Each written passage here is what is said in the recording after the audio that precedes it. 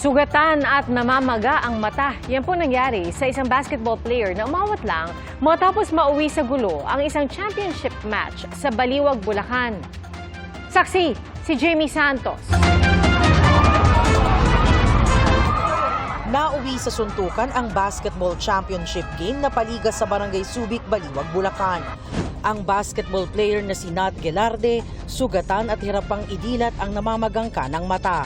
Siya raw ang pinakanapuruhan sa lahat ng umawat mula sa kanilang team. Una po kasi nagpe-free throw po yung kakampi ko po. Hindi po na-shoot yung bola. Ngayon po nakuha niya po ulit. Tapos po pagtira niya po, sinawad po siya.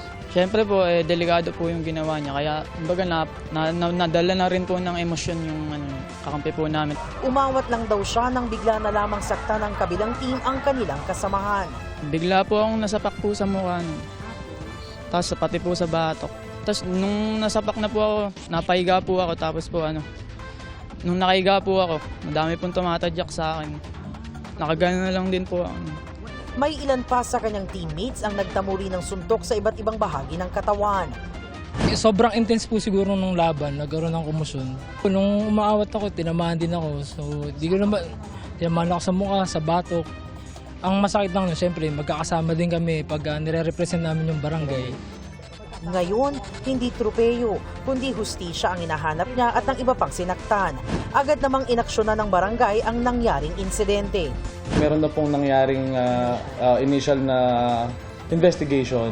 Nahanap na po namin kung sino po yung nanuntok, kung sino po yung nasuntok, napadala na po namin sa hospital.